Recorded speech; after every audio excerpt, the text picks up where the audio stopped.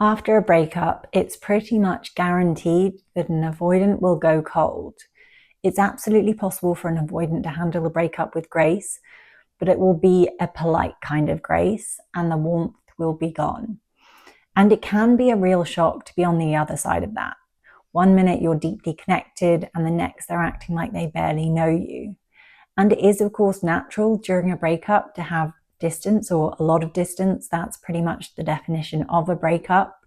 But with avoidance, it can feel like they have completely disconnected, like a switch has been flipped. In this video, I'm going to explain why this happens and what's really going on beneath the surface, so you can move from confusion to clarity.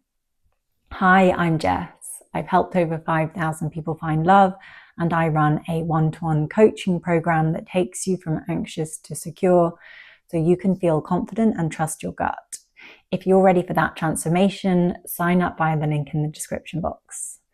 So yes, after a breakup, avoidants put up walls. It's not a conscious choice, it's automatic.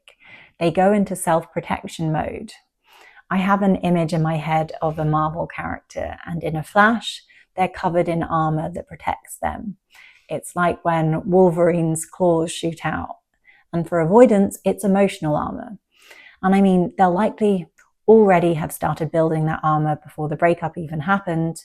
But when a breakup does happen, their armor locks in firmly. It's not partial or flexible anymore, it's full containment. And the reason this happens is because facing their emotions would feel completely overwhelming. It would be like a floodgate they don't know how to close. Avoidants mostly suppress their emotions on a daily basis, even with smaller situations. So when something big like a breakup happens, it feels completely off the charts to them. So they shut down. It's their system trying to keep them from feeling overwhelmed. But in doing so, it also shuts down their ability to connect. So one of the reasons it feels so intense is because they aren't used to feeling their emotions. And another reason is that their nervous system isn't just reacting to that breakup. It's reacting to years of buried pain and essentially unprocessed emotions. And a quick heads up, if you're an anxious overthinker who second guesses every decision, this next part is for you. What if you could feel confident and secure no matter what someone else says or does? Break free from anxious spirals so you're calm and collected every day. Trust yourself so you can make decisions from clarity, not fear. Go from overthinking to focus so you can direct your time and energy towards achieving your goals. What if you could know your value so you're naturally respected by people around you? What if you could stop sabotaging love so you can build a healthy, connected relationship? That's what's possible when you heal your anxious attachment. And that's exactly what my 8-week one-to-one coaching program guides you through. I use a 3-step framework called the Self-Trust Blueprint, which rewires your anxious patterns at the root and gives you the tools to stay secure for life. I've helped over 5,000 people find love. My work has been featured in Forbes, Cosmopolitan, Men's Health, the New York Times, and many more. There are limited spots available because I work with a small number of clients at a time. If you're ready to go from spiraling to secure, apply via the link in the description box. So yes, avoidants have often spent the majority of their life suppressing their emotions, pushing down sadness, fear, and even love.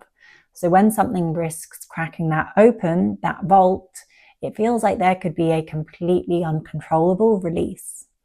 When they suppress emotions, it gives them a sense of control, a feeling that they're managing life logically and independently. But it's a fragile kind of control. It's not a truly secure and stable sense of control. And the dam analogy works well here. On the surface, it looks calm and contained, but underneath the pressure is building. And when something like a painful breakup happens, it's like a crack forming in that dam. To the avoidant, the idea of all those feelings flooding out at once feels terrifying. So instead of letting even a drop through, they reinforce the walls. They double down on logic, distraction, or control. They tell themselves that they're fine. They focus on work, they detach from memories, they minimize what happened. They do everything to try to maintain that sense of control. And this will temporarily keep them from feeling the pain, but doing this causes much bigger challenges further down the line. And this gives them the illusion of safety as well. But like I was saying, it's not true inner safety because it depends on emotional distance instead of emotional resilience. I actually had this myself once with a breakup with a dismissive avoidant, and I'd never experienced anything like it before. But the moment we broke up, his armor snapped firmly on, and I couldn't tell what he was feeling. It felt kind of surreal, like he had pressed pause on all of his emotions. So there we have it, the real reason why avoidants act so cold after a breakup. It's not indifference, it's self-protection. What looks like calm is actually their system going into lockdown. It's them doing whatever they can to avoid feeling the pain. And if you're ready to heal your anxious patterns at the root so you can feel confident, be decisive, and trust your gut, you can get the details of my one-to-one coaching program in the link in the description box. You'll get the tools to be secure for life. Thanks for watching.